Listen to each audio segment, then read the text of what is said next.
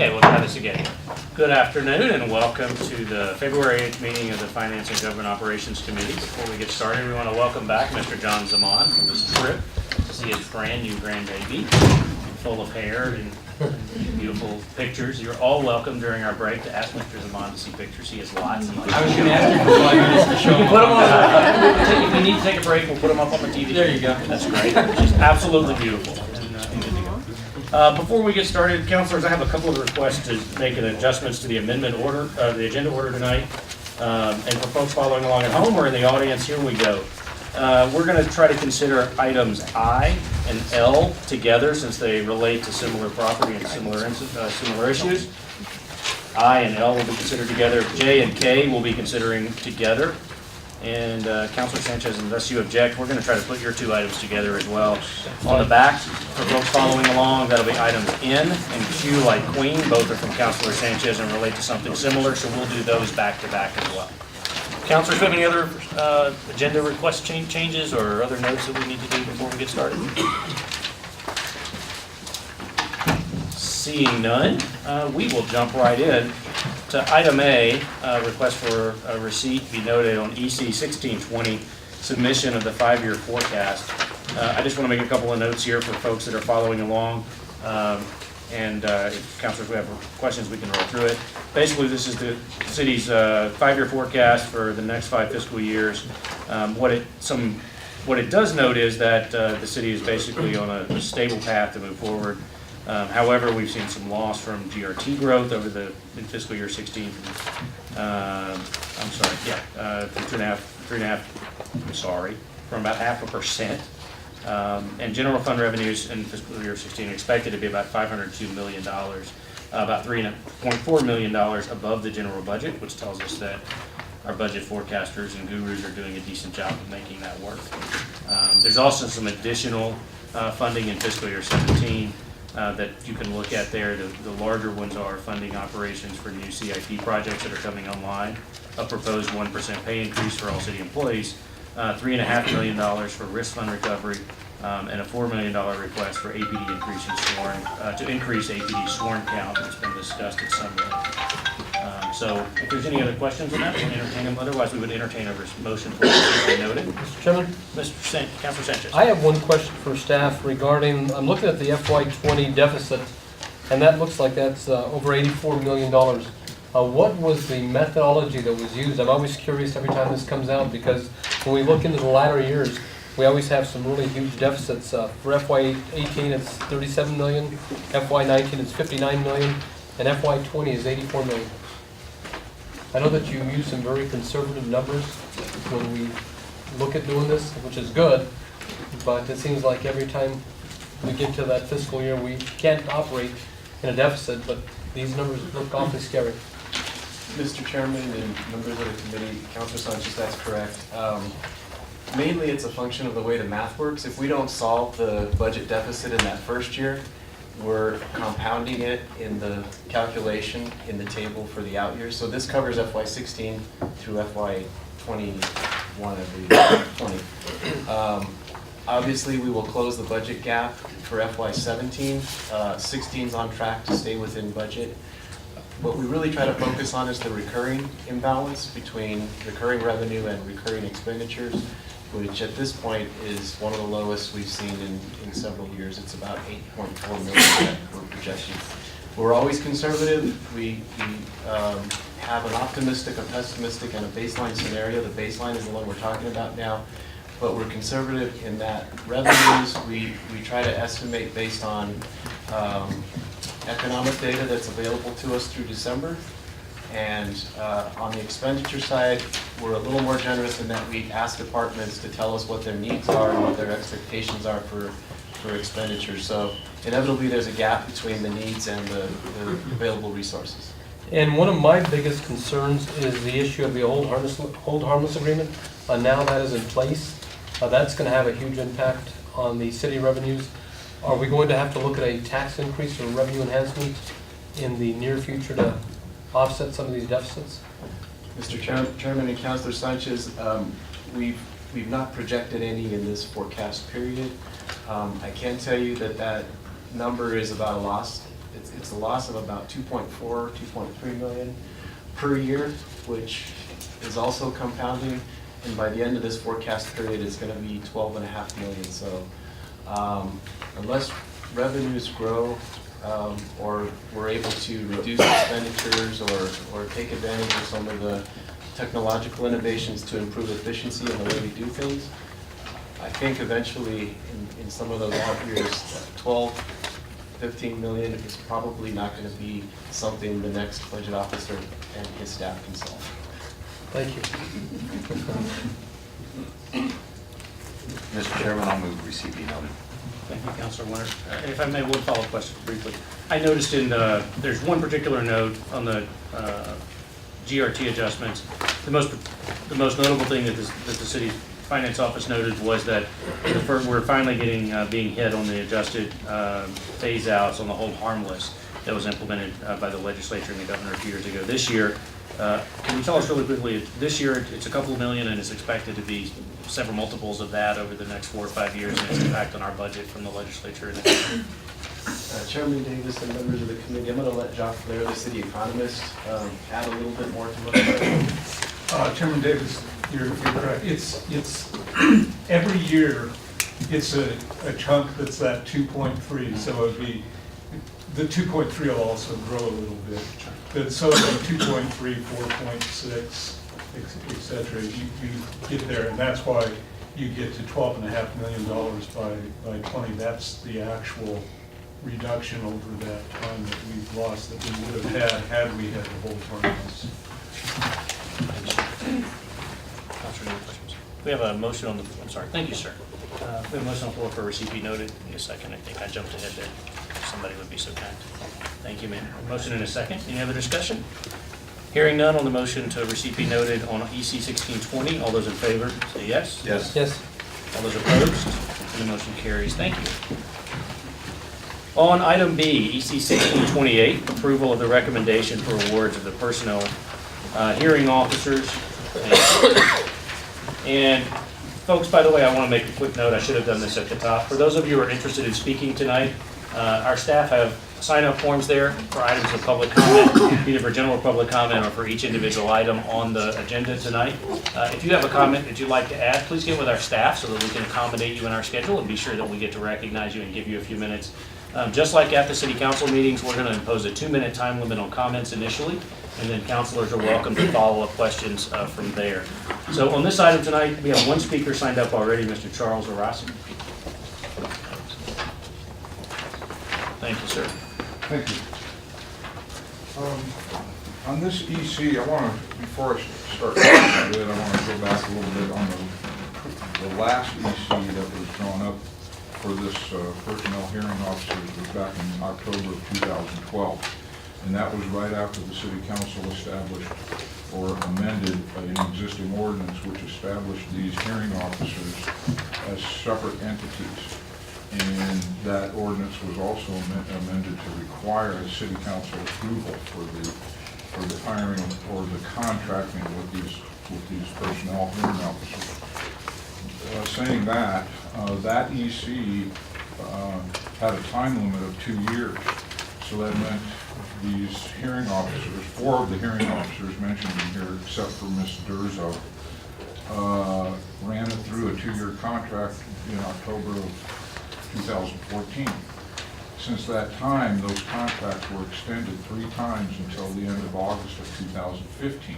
Now that EC that was approved by the council had a stipulation in it that those contracts could not be extended.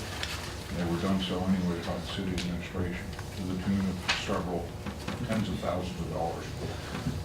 In the meantime, we now have this EC brought before the council.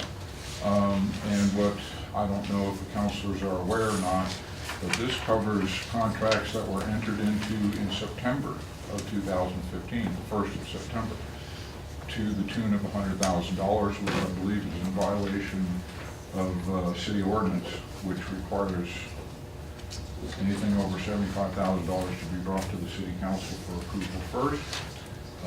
Then, of course, we have these 5 hearing officers operating under those contracts. without the approval of the city council, which is required by the ordinance I mentioned earlier. So we have two ordinances in violation right now. So my recommendation is for you to reject all 5 of these hearing officers that are on this EC and tell the administration to go hunt for some new ones. Thanks. Thank you. By the way, they're all attorneys, and they all know the law. Council Lewis. Yeah, I think they're required to be attorneys. Yes. Since, maybe address the ordinances first, since that was originated with the council, Mr. Melendez. Was there any kind of gap? It appears so. So the hearing officer ordinance issued for personnel hearing officers is a little bit unique compared to other contracting scenarios. These contracts are for relatively low amounts, but nonetheless, the personnel hearing officer ordinance for the city does prescribe that the city council, that the names that are selected as a result of the RFP process need to be confirmed and approved by the city council.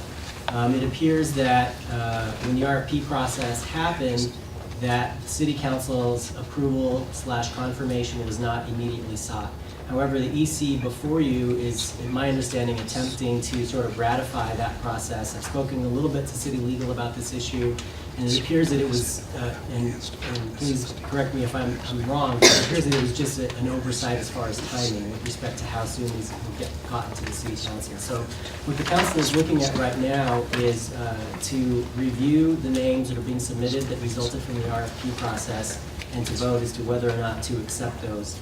The contracts for these individuals are already in place, so in effect, your approval of these would be also ratifying the fact that the contracts exist. However, you're not looking specifically at the contract. The ordinance does not ask you to approve the contract, only the selection of these as a result of the RFP process.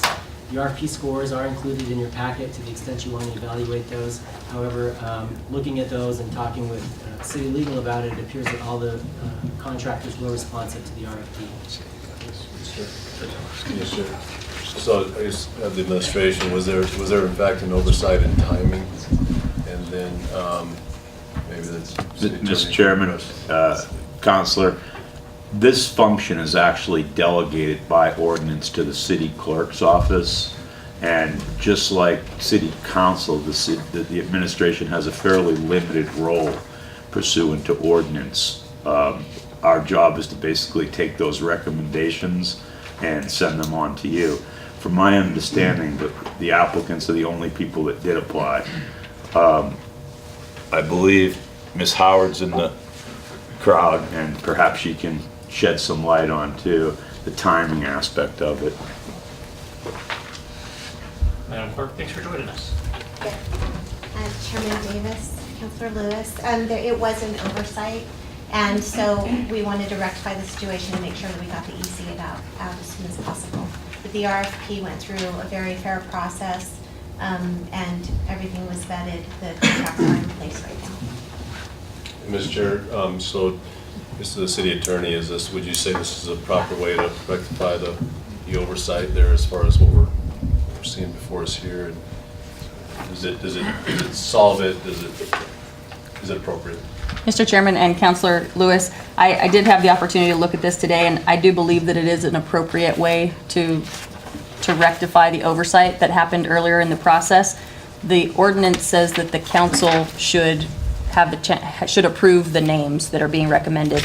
It was put through a competitive bidding process. There were only 5 people who submitted. All 5 were evaluated, all 5 were ranked, all 5 were found responsive and appropriate for an award. That's the recommendation in the EC. Their scores are in there. It's my understanding that these are the 5 that had been hearing officers previously, or at least 4 of the 5. 4 of the 5 are. And so there's certainly no issue with the competitive bid process. That was all done properly. It really was just the oversight of this not coming to council before the contracts were done. But if the council approves these 5 names, which I do recommend, then it would go back to purchasing, and they would then just ratify the contracts that have already been put in place, which is not unheard of. That can happen for other reasons as well, technical issues in terms of timing, that a contract is ratified back in time. So I do think it's appropriate, and it would still fulfill the purpose of the council approving the 5 names that are being used. Also, because these hearings are required by law for different personnel and administrative actions, it really would not have been an option to halt all of those. So I think given all circumstances, this is a good way to rectify that oversight. Mr. Chairman, move approval. Second. There's a motion and a second. Other questions from the council? Mr. Chair, yes, just a couple, when you, I guess this would be for the city legal, so when you advertise for the RFP, can you let us know what type of advertisement you do? Is it in the journal, is it? I think for that question, I would probably look to purchasing for any additional information. I get everybody here. Thanks for joining us.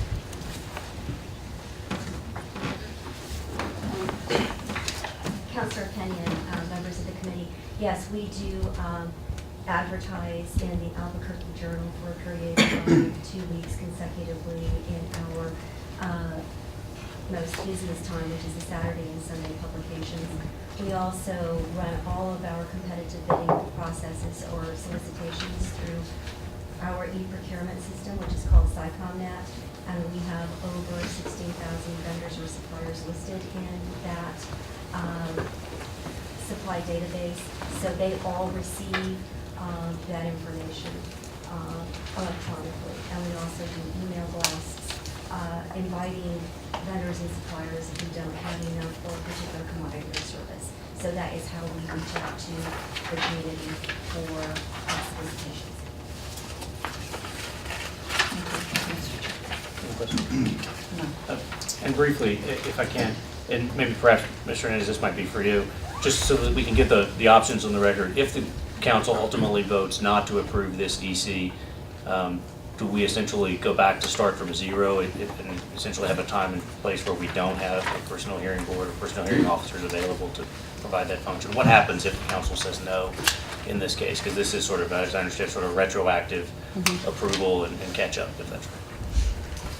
Mr. Chairman, if the council were to vote not to approve the EC, then it would be saying you don't approve of those 5, and the contracts with them would not be ratified.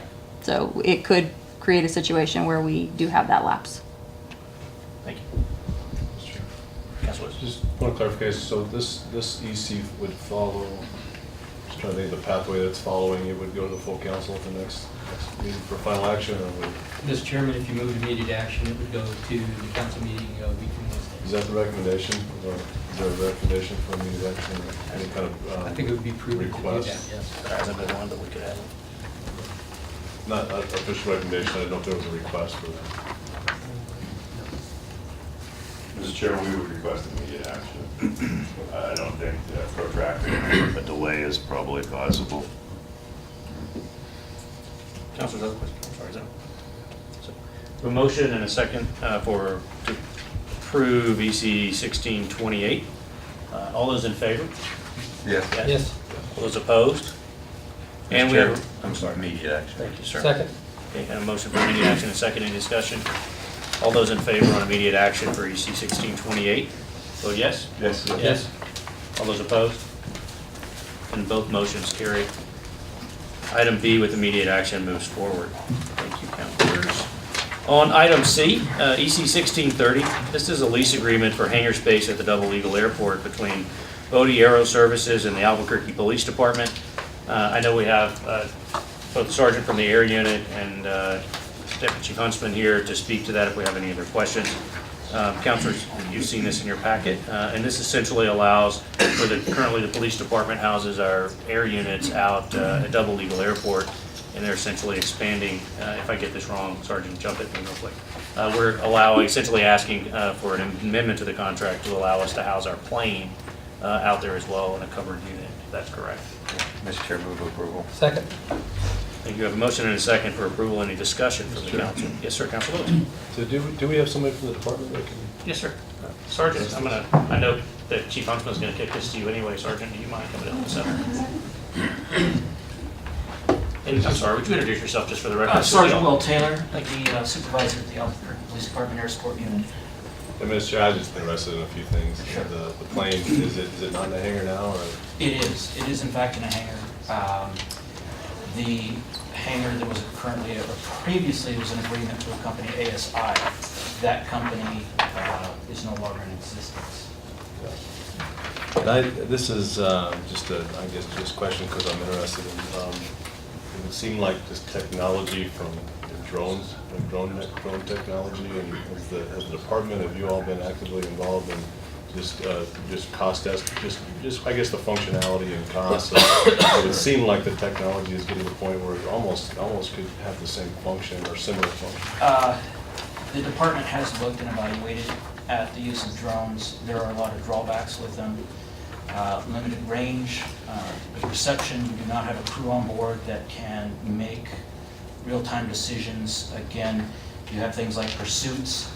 They don't have the range to do that. You also are operating an unmanned aircraft over a highly populated urban environment, and UAVs just have a higher crash rate than manned aircraft.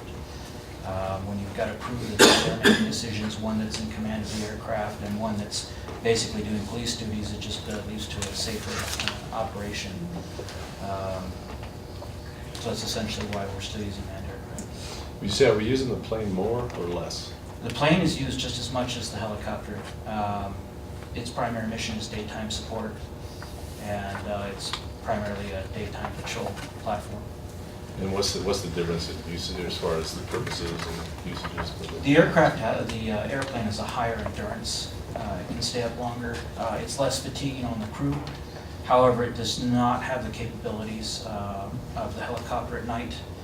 It doesn't, as far as looking at things at night, pursuits, foot pursuits, it can be inferior, especially in nighttime operations. It has to fly at higher altitudes for safety as mandated by the FAA, Federal Aviation Regulations, and so that also does cause some hindrance, especially in nighttime operations. Thank you. Thanks for your work. Yeah, Mr. Chairman, I've got a question. Thank you. Are we still having limits with our helicopter when we can fly it? Absolutely. Well, any aircraft is limited, and that has to do with what we call density altitude. That's related to the altitude above sea level as well as the temperature. It goes back to physics. The hotter the air, the less dense it is. Our helicopter is limited in hot weather, just as any machine would be, but some machines are more suited, some are specially designed to work at higher altitude. Our helicopter, unfortunately, is not. We do what we can with it. Basically, we do patrol with it during the summertime, but it has to be at night because it's cooler. And the fuel load is very limited as to how long we can stay aloft. Mr. Chairman, how long have we had that helicopter? It was built in 2001. We bought it new, so we've had it 15 years. Thank you. And Sergeant, what's the life cycle of it? Let's follow Councilor Leonard's question. What's roughly the life cycle on our plane and on our airplane? Honestly, the airplane is kind of reaching the end of its life cycle. It's 35 years old, and we have a very scrupulous maintenance process. We do maintenance in-house. We replace the engines as needed when they hit what's called TBO, time before overhaul. But the airframe is almost 14, actually it's just over 14,000 hours, so it's a very stressed, it's a high time airplane.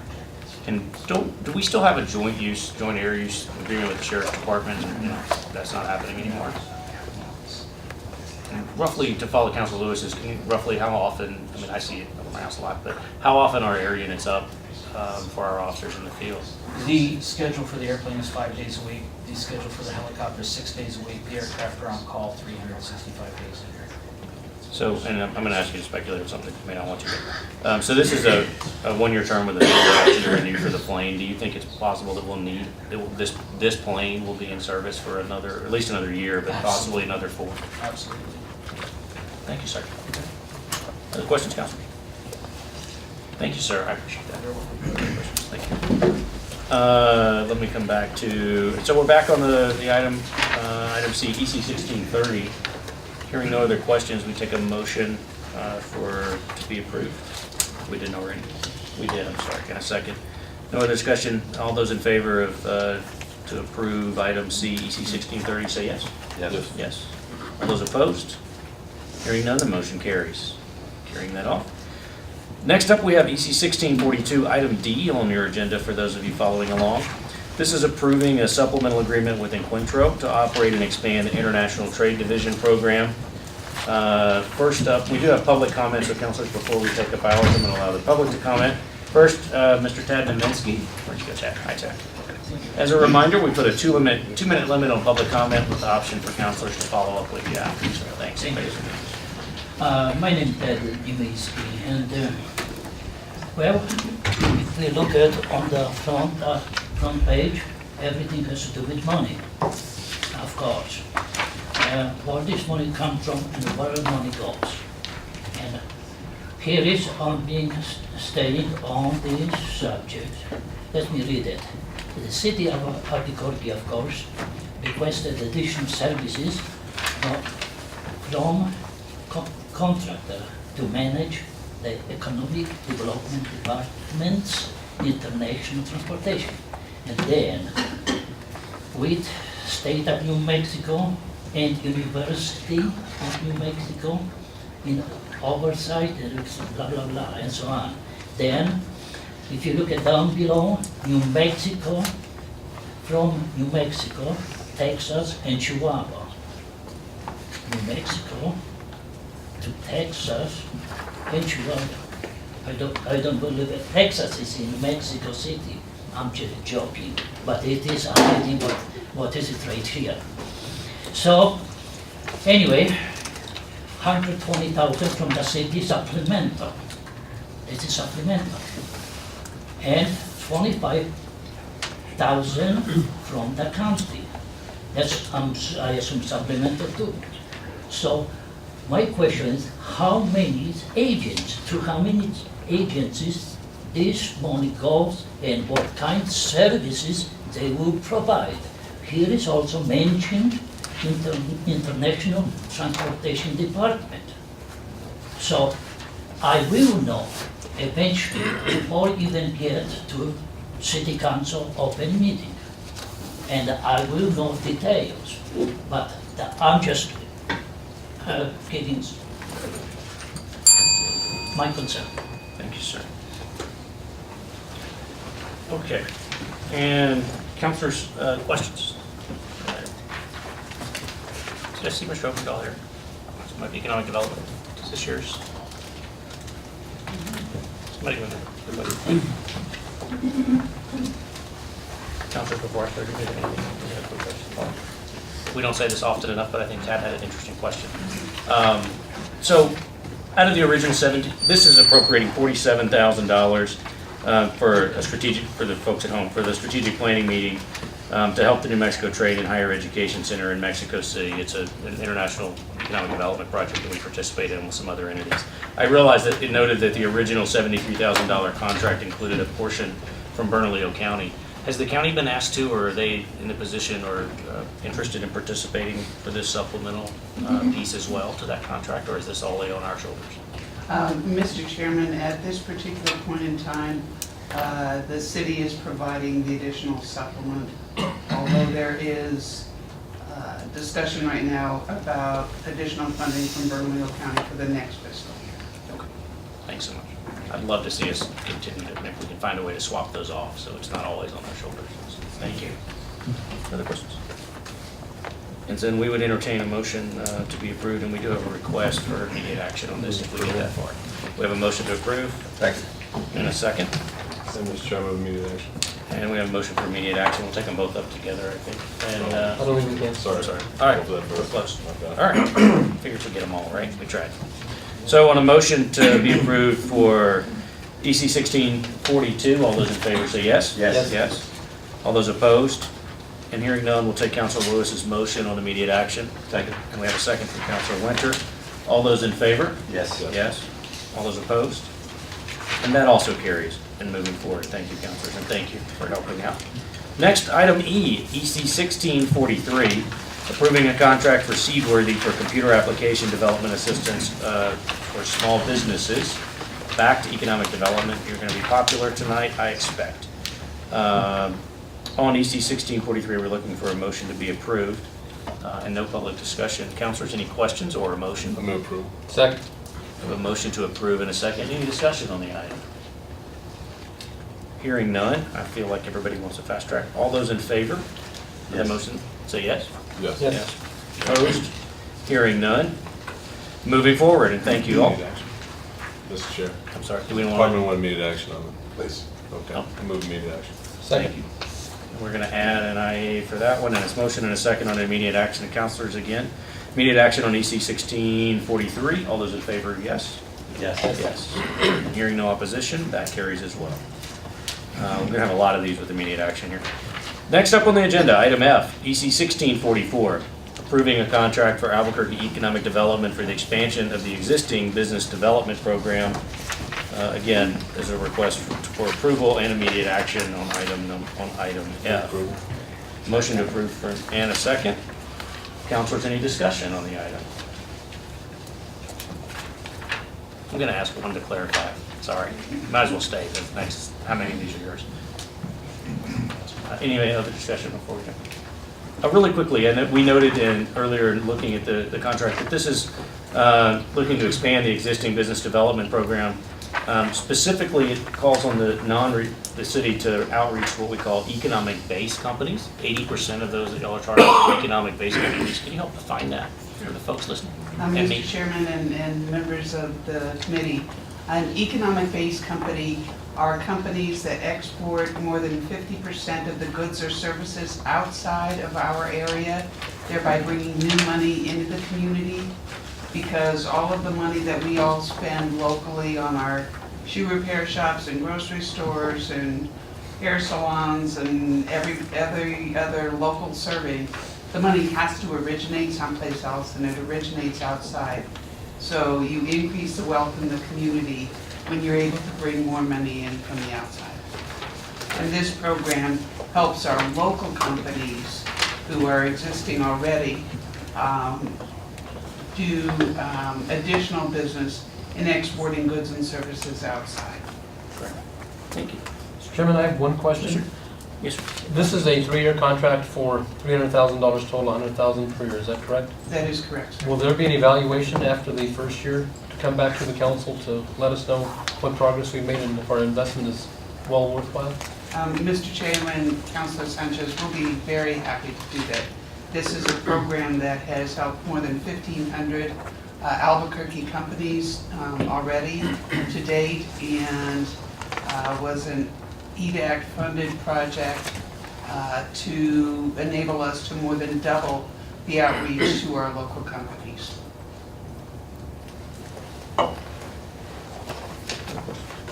And I did note one final program goal here was that the program would ask that the mayor visit with companies that have a particular need or challenge when possible and appropriate. And this is continuing a project that we're already doing, or at least it seems that we're expanding this project. Do you have a sense of how many times we've asked the mayor to meet with companies and that have a need and how successful those meetings have been? Mr. Chairman and members of the committee, I've personally been involved with, dozens of company meetings with the mayor.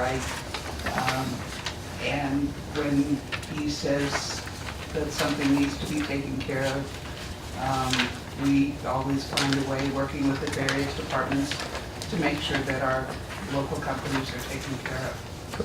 Thanks. Any other discussion? Move approval. Second. And we have a motion on move approval for 1644. And all those in favor? Yes, sir. Yes. And none opposed? And we have a request for immediate action. Move approval? Thank you. I hear Councilor Lewis. Is Immediate that a action. second? We'll take a second on that one. And immediate action on 1644. All those in favor? Yes. Yes. So motion approved and immediate action on item F. Moving on, item G, agreement for ambulance services contract. This is a revenue contract for us. Item EC 1645, and a motion for approval and immediate action on this item as well. We don't have any public comment signed up. Councilors, any discussion or motions on item EC? Mr. Chairman, move approval. Councilor Winter and Councilor Lewis with the second, EC 45. Discussion? Hearing none, and all those in favor? Say yes. Yes. Opposed? We hear none. There is a request for immediate action. Mr. Chairman, move immediate action. Request and a second. And all those in favor of immediate action on G? Yes. All are yes. All opposed? Hearing none. We unanimous on item G. Moving forward to item H. This is for EC 1629, lease agreement for the city property to the Regents of the University of New Mexico and the College of Fine Arts at 113 4th Street, which is just down here on 4th and Copper. We have one person signed up for public comment, Kim Ender. Hi. Thanks for coming to join us. For folks who I don't think may know you, would you introduce yourself when you get settled? We'd love to say hello. My name is Kim Pinder, and I'm the Dean of the College of Fine Arts at UNM. And I have sitting with me Laura Bowman, who also helps run the space that we've been using at Fourth and Copper. So I just wanted to say that this was a goal of mine ever since I became dean here. I came from Chicago, and I was at the School of the Art Institute, which was a very active art center and school in downtown. And I was really happy that working closely with the Cultural Services Department and Municipal Development, that we were able to secure this space where we have had many, many programs going on, some of which have had over 200 people in attendance. The space is a classroom and an arts incubator. It's providing professional arts administration training for multiple students, from its manager, Laura here, to the students who sell their work and provide mentor programs for each other and high school visitors.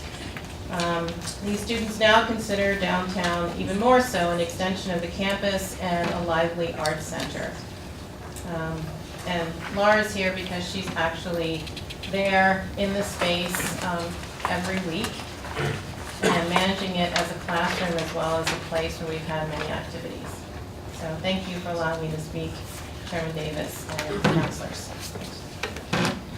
And before we go to questions, I just want to say first, I love your furry ring. That's Yeah, fantastic. furry. Yep. If you haven't seen one, you should talk to her. She'll let you pet it if you're nice. I bought in Santa Fe.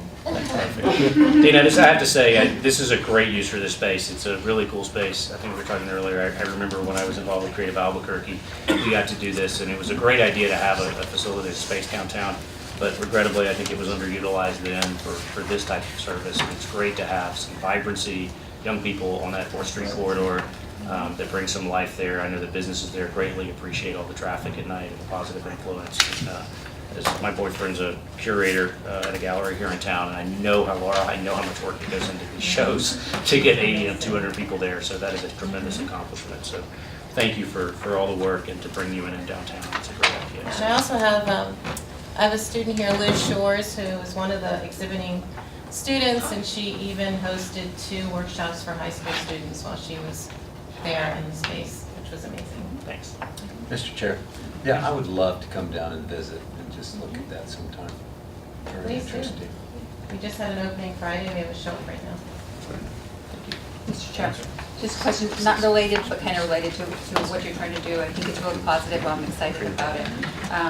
But I just wanted to ask a question about the anti-donation. You know, we're dealing with this in other instances in some of our public facilities with some of the nonprofits. How does this fall into play, and how do we, make this work for not just these folks, but others? Mr. Chairman, Councilor Penny, I'll let Chris correct me if I'm wrong, but anti-donation doesn't apply in the instance of a contract between governmental entities, and this is a contract between the city and its workers. Okay, thank you. Thank you. Mr. Chairman, I move to do pass for Second. approval. Motion and a second. On, let me catch back up, item H. Any further discussion from the council, or from councilors? Hearing none, let's have a motion and a second. All those in favor say yes? Yes. Yes. And opposed? None. And we do have a request for immediate action. Move to yes. Thank you. Motion and a second. So we'll move to the vote. All those in favor of immediate action on item H, say yes? Yes. Yes. Yes. Hearing none opposed, carries forward. Thank you, ladies, both for coming. Thanks. Thank you very much. And next up, we're going to consider item I, and we're just going to hear and talk about item L. We'll have to take them up separately, but they have 2 related items there, which are EC 1652, declaring excess property acquired for Hunter Boulevard non-essential for municipal purposes, And then we'll move into item L, which is EC 1655, approving an exchange agreement for city-owned property with West 70 LLC. Both of those items relate to the same property, so we'll take them up on discussion together. I do note that we have a speaker for item L, and I'm told we do. Is that Tad? Tad Nomisky. Mr. Nomisky. Thank you. Thank you. Well, that's very little paragraph what I have, but it's very meaningful this time, pretty much, except location, I'm not too sure. The swap of the land between city of Albuquerque owned property with West 70 LLC, which is 5,200, excuse me. I'm really lost with numbers what I'm looking at. 2,000, looks to me like 20,000 and 25,000. That confusing me. So anyway, bottom line is that this all the city has to donate 15,000. How generous. Well, I'm getting a much better idea in reference to this swap of the land. They get more, and then simply city, one of them, how big it is. So, but overall, we don't know value. Thank you. Thank you, sir. Councilors, other discussion? Councilor Sanchez, this is in your district. I move approval of EC-16-52. Thank you, sir. Motion and a second on EC 1652. Hearing no other discussion, all those in favor say yes. Yes. Yes. All those opposed, and hearing none, that carries. We have a request for immediate action on 1652. I move immediate action. Councilor Sanchez and Councilor Winter. All those in favor of immediate action? Yes. Yes? Yes. Yes. Hearing no opposed. Item I carries. We're going to take up item L next, which will be EC 1655. Hearing, assuming we have no new comment, we'd entertain a motion. I move approval of EC-16-55. Second, thank you, Councilor. A motion and a second to move approval without any other discussion. All those in favor of item L, say yes. Yes. Yes. Yes. All those opposed? Hearing none. I move immediate action. Second. I like our process here. All those in favor of immediate action, say yes. Yes. Yes. And opposed, hearing none. Item L carries unanimous as approved with immediate action. Moving on, back up the agenda to item J. We're going to do the same thing again for a different piece of property. For considered items J and K, we're going to consider together. We'll take them up in individual votes. But item J is EC 1653, declaring the entirety of Lot 3 and the southerly portion of Lot 2 in the Trotter Edition as non-essential for municipal purposes. And then EC 1654 approves the exchange of that property with the Sandia Foundation. Councilors, on item J, for the declaring the non-essential purpose, do we hear a motion? So moved. Second. Motion and a second. Any discussion on item J? Hearing none, we'll move to a vote. All those in favor of moving item J, say yes. Yes. Yes. And request for immediate action.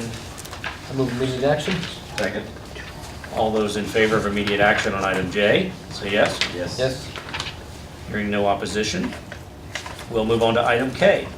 Same process on EC 1654, this time approving the exchange for the property with the Sandia Foundation. Councilors, any discussion or a motion on this? Move approval. I have a motion to move approval, and we'll take the other as a second. Second. Thank you. Any other discussion on this item? Hearing none, we'll move to a vote. All those in favor of item K, say yes. Yes. All those opposed? Hearing none, we have a request for immediate action. So moved. We have a motion and a second. All those in favor of immediate action, say yes. Yes. All those opposed? Hearing none, item K moves forward with immediate action. We're going to flip over to the back of your page, folks, for your following along. Item M, I am not going to read all this unless somebody tells me I have to. Item M is O16-7. It's authorizing the issuance and sale of city bonds for various purposes. The list is provided there in our agenda. I'm happy to read it if somebody tells me I have to. Otherwise, it's publicly noted. Approval? Thank you, Councilor Sanchez. Remove approval. Second. And a second from Councilor Winter. Any discussion on the sale and issuance of the bonds? Hearing none, we'll move to a vote. All those in favor of item M, say yes. Yes. All those opposed, and we hear none. We do have a request, surprise, for immediate action. Make a motion for immediate action. And a second, if someone would be so kind. Second. I'll do it. Okay, thank you. All those in favor of immediate action, say yes. Yes. All those opposed, and so item M moves forward with immediate action. Folks, next we're going to take up item N as in Nora. We're also going to bundle in item Q for discussion, if that's okay with you, Councilor Sanchez. That I think sounds they're good, related. Mr. Chairman. We'll take these up again as individual votes, but we'll consider them together for the purposes of comment and discussion amongst the council.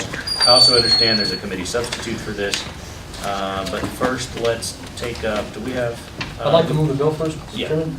I'd like to move item O-16-8, that is amending the public purchasing ordinance requiring the city council approval of sole source contracts in excess of $75,000. And I had, Go ahead, sir. need a second? I do, sir. Okay, and then I'd also like to move committee substitute O-16-8. And I'd like Stephanie to give us a briefing on the bill and the committee substitute. Mr. Chairman, councilors, the committee substitute is really just cleaning up some language after I had a discussion with both the purchasing and division and Department of Technology and Innovation.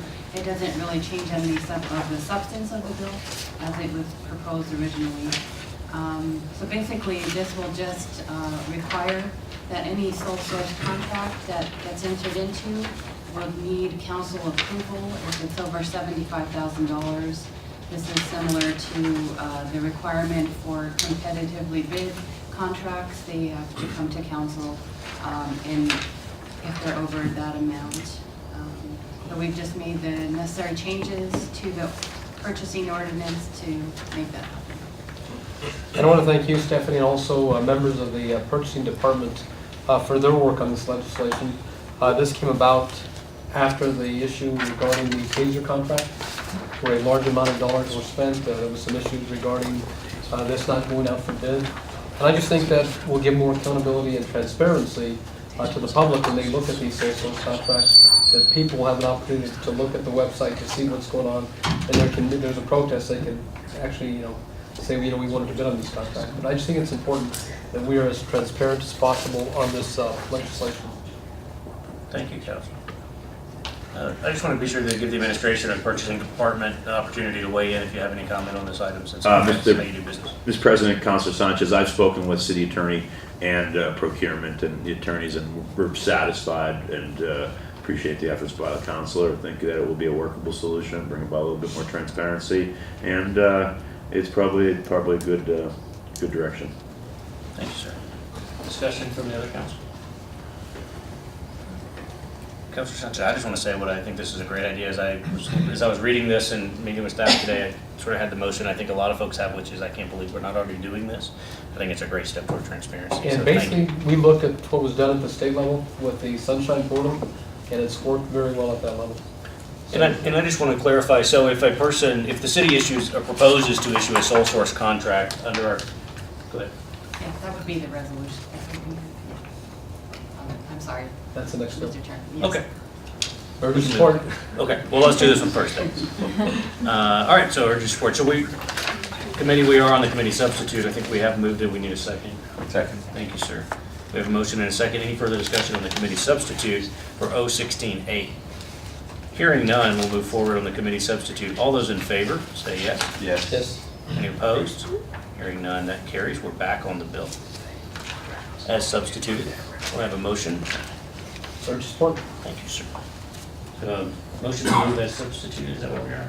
Right. Yes. Yep. So we have a motion to move as substituted. Is there a second? And we have a second from Councilor Pena. Any further discussion? I suspect not. All those in favor of moving forward on O16-8 as substituted, say yes. Yes. Yes. Any opposed? Hearing none. That motion carries. We're going to move now to item Q, which is somewhat related. R1616. This one is directing the administration to develop, operate, and maintain an internet webpage to publish sole source procurements, and that the city intends to award for the purpose of governmental transparency and accountability to taxpayers. And thank you, Counselor, for correcting me and getting me back into that space. We have one more speaker who's left the room. Do we have any other speakers? Mr. Minsky's left, so we're going to take him out of the list. Seeing none, unless that's back, that is not him. All right, any other discussion on this R1616? And we have a motion to do pass. Second. Second. And a second from Councilor Pena. Any other discussion? Is there a substitute on this as well, sir? There is. Okay. So before we do, I suspect Councilor Sanchez wants to move a committee substitute. I do. I'd like to move committee substitute R-16-16.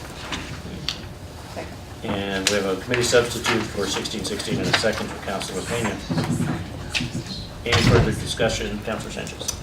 Basically, this is also just technical cleanup, correct, Stephanie? Yeah, so the committee substitute is cleaning up some technical items, again, after my discussion with the purchasing division.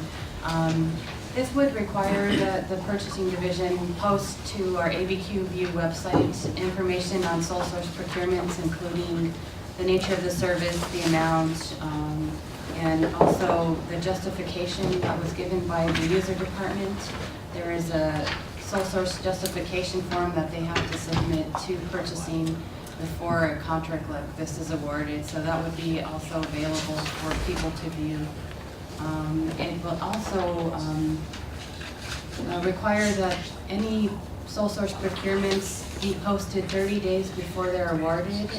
In the event that there are any vendors who might be able to be competitive with that product or service, they can then protest to the purchasing officer from that site. Thank you, Councilor. Any other discussion? Any members? Councilor, can I just ask, I think we heard a question earlier from purchasing about how we post contracts and RFPs and other things in the Albuquerque Journal. I know, in my organization and my business and things I've done in the past, we've used that sort of as a reference point for all things that are available. Did the committee consider any type of other public notice besides posting on a website, which I think is a huge step forward, and I think it's commendable to do exactly that. It should be done. I think we have to follow the state procurement code, is that correct? We do not? No, we're home rule, so, Mr. Chairman and members of the committee, we're a home rule organization, so we have our own purchasing ordinance, the public purchases ordinance, and it requires us to advertise. We advertise in a fairly robust fashion by publishing in Albuquerque Journal. We also publish in various trade organizations and journals, depending on the service and or the commodity. And again, with our SICOM e-procurement system, we have one of the largest vendor databases, probably it's pretty significant. So it's pretty comprehensive and it's fair and equitable to the business community that want to participate and do business with the city of Albuquerque, correct? That is correct. And every month we get notifications from this third-party provider of the various suppliers and vendors that sign up and register. And this organization, our third-party provider, reaches out to the different suppliers within the community. And what kind of bonus and points do people get being a local business from an outside contractor coming in? The ordinance provides for a 5% for local and 5% for small, and you have to be local to be small, and then you get the full 10%. Thank you. Thanks, Councilor. And I think what I'm asking is, so in the, I realize that if this was if this is an RFP for it's a standard RFP process, we would be advertising through that process. And maybe I need to understand the sole source process just a little better. If we propose say a TASER contract or others, we propose a sole source contract, are we currently required, if through our own diligence and research, we decide that there's only one vendor to do this, are we still required to publish that notice or our intent to issue that contract? Yes, we are. We have, per the ordinance, we have requirements with respect to how we would issue a sole source and it's a sole source methodology. We have to do our due diligence in making sure that we've conducted a good faith review of available sources and whether that particular source is something that can be the only solution. And then we have to consult with the end user department to determine if within the market and within that area, there is only one viable solution. And then we have to negotiate the price. Those are the 3 requirements within the ordinance. It's section, I think it's 5532.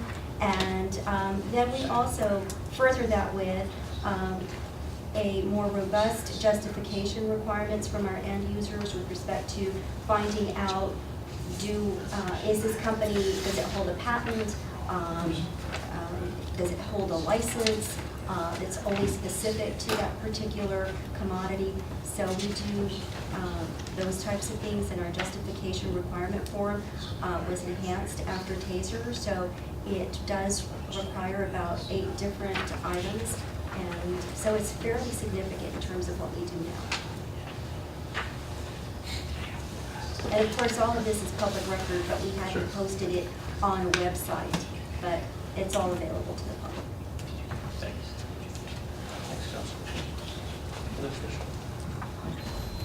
All right, hearing none. I think we have a motion and a second on the committee substitute for R1616. Any other discussion? Hearing none, we'll entertain, we will take a vote. All those in favor of the committee, moving the committee substitute for 1616, say yes. Yes. There are none opposed there. Now we're back on the bill of R1616 as amended. Councilman. Urge your support. Thank you, sir. We have a motion and we have a second. Second. Thank you, Councilor Pena. Motion and a second. Any other discussion on the bill as amended? Hearing none, we'll move forward on a vote. For R1616 as amended, all those in favor say yes. Yes. Yes. Any opposed? Hearing none, we move forward. Thank you, Councilor. Folks, we're going to go back up in the agenda really quickly. We started at N, took a sidetrack to Q. Now we're going to go to O. Item O, R16A. This authorizes the mayor to execute an amended contract agreement with the New Mexico Department, CYFD, and providing an appropriation to the Department of Family and Community Services for let's just call it early pre-K programs. This is Councilor Jones' bill, and we need a motion. I'm sorry, coming back to this one. Yeah. Do we have a motion? Motion and a second on O16-8, which is item number N. Councilors, any discussion or from the administration? I'm sorry. I believe you meant R16A. You said O16A. I'm sorry, I was looking at 2 different pieces of paper. That's exactly it. So we're going to recheck it. It's going to be R16A because I was on the wrong page. It is still the motion on the pre-K programs through CYFD DFACS. Any other discussion? Hearing none. All those in favor of R16-8, say yes. Yes. Yes. None opposed? And Mr. Chair, I told Councilor Gibson I'd carry R-1611. Well, let's do that. R-1611 is directing the use of ABQ Phillips clawback funds to specific educational programs for at-risk youth, and designing that the ABC Community Schools Partnership provide recommendations to City Council for the use of ABQ Phillips clawback funds upon dissolution of the ABQ committee, and I think that's going to happen at the end of June 30th, and there's still some money left in that fund. So on the summary part, if you look, they've got job mentorship program, 24,000, read like third grade, 11,000-ish. ABC Community Partner Shop would take 217,000. CNM Career Technical Education would be about 7,800, and indirect overhead 5,300. So these were the specifics that were brought by ABEC to use their final money, and I know that we do have them. Jose is here for community schools if he wants to make that, because that is the biggest amount of money to use. And I want to recognize, I know Laura Whiteoff is here as well from the board as well. Was it? Yes, sir, come on up. If you like. Sure, come on. Councilor Leonard, thank you, and thank you both for coming to join us. If you want to tell us quickly what we're doing here and what the position of the board is and the folks involved, let's go from there. Chairman Davis, members of the committee. What we're hoping to do is pretty much appropriate this, more or less the same strategic plan of funding that we've been doing in previous years, and then dissolve Albuquerque Business Education Compact, as you say, by June 30th, and hand over the authority for recommendation of the use of the remaining funds to ABC Community Schools Partnership. Which includes you. Hey. Mr. Chairman, councilors, the board is on board with this, and what it does is really just align what we have been doing, utilizing the ABQ money for community school development and growth. We've been able to grow from 69 schools originally when we first started overseeing the MSI funding to 73 schools now. So just to maintain that level of funding, we have to get to work with schools to teach them how to become more efficient with their existing resources. This is cover all the street play and just program about there. Thank you, brother. Councilor Phillips. Mr. Chair, and I just want to say I've worked with ABEC for, gosh, long time. And it's been an interesting and a really good relationship. I remember that a lot of the city councils were kind of using that money and getting their votes, and we kind of changed that so that the board would really get a strategic direction, and I think that has worked very well. And so they've done a really good job of overseeing how that clawback money was used. So I do move that do pass. Second. Thank you, Councilor. Second. Councilor Pena, if you don't need this, I have a No, I said second. Oh, I'm sorry. Thanks. So I just have a question about, so this basically over the course of the next couple cycles will sort of clear out that fund, which is exactly the point of getting that clawback money, putting it back to good use for the community. I wonder what happens. This is not the entirety of the community schools program budget, but it is a big chunk. What is there a plan, and how are you going to? I want to be sure that program gets to continue when this money runs out. What happens next for this? How do we replace that or continue? Sure, Mr. Chairman. Right now, with the approval of last month's funding and communication plan, that's phase one of making sure that community schools on the tongue of everybody in the city of Albuquerque, but also actually tomorrow meeting in this room will be a sustainability committee looking at a plan to sustain over time. Currently, with the changes in the Every Student Succeeds Act now, federally, there are some things that districts can do that are more allowable with their Title I funds, so we're exploring that as well as encouraging some of the more business and community, not just locally here or statewide, but actually nationally, those who haven't typically worked in New Mexico. ECMC Foundation will be in town this week as well, so exploring those types of options just to sustain what we're doing with community schools.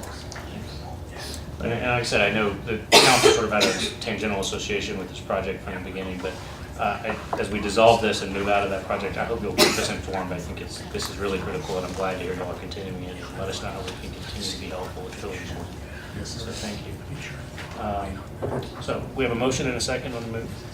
And for the record, I want someone to take notice that my small government friends are going to take note that I am voting to get rid of a thing in government by this, because we don't do that very often over here. So we have a motion and a second on R1611. All those in favor say yes. Yes. And hearing none opposed, the motion passes unanimously. Thank you both. I look forward to getting rid of your organization. With your permission, Yes, is it possible to request immediate action? I'd like to make a motion for immediate action. Thank you. A motion for immediate action in a second. All those in favor? Yes. Thanks for the reminder. And opposed? Hearing none, we'll add immediate action to item R1611. That I'm going to put into my notes. We've handled item Q. We're almost there. Item R is R1618. This is approving a grant application for the fiscal year 17 EMS Act grant with the New Mexico Department of Health and providing for an appropriation to the fire department in fiscal year 2017. I'm catching up here. There we go. First of all, we'll ask, is there a motion to move this forward? Due pass? A motion for a due pass in a second. I'll get it. Okay, that's fine. That works too. Any discussion on item R1618? Hearing none, we're going to move to a vote. All those in favor of R1618 say yes. Yes. Yes. And motion carries with the due pass there. On our last item, I think we do have a public comment here for item R1620. This is Councilor Pena's bill, so I'm going to ask her to sort of move it forward, and then we'll take a break quickly for a public comment.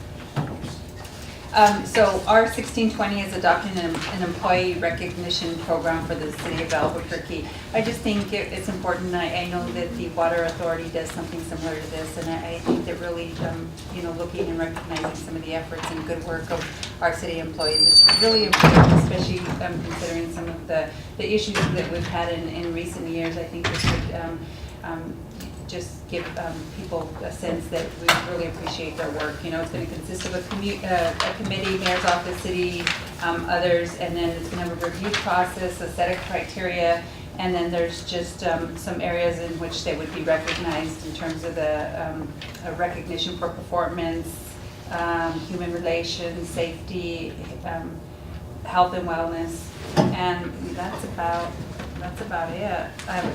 There could potentially be some monetary impacts, but you know, just depending on what we do, whether it's certificates or maybe a day off, just depends. I think the committee would probably establish those things. So I would move approval. Second. I move approval in a second, and we have public comment, Mr. Miski. Welcome back.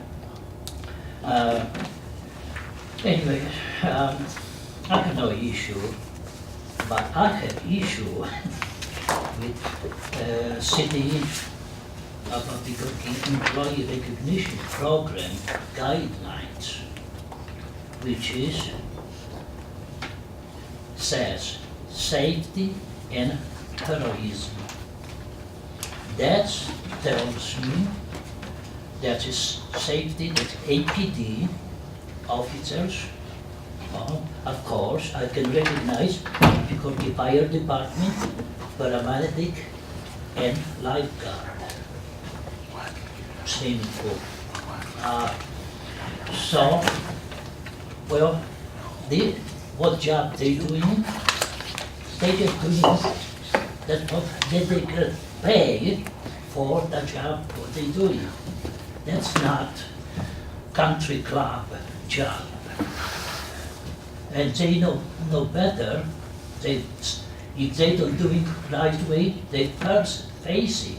And they not hero. They just making mistakes. And simple as that. They just making mistakes. And that's my problem about recognition. This group of employees. And I don't know. They're probably deserving, some of them, but that's what exactly their job to take care, to serve and protect.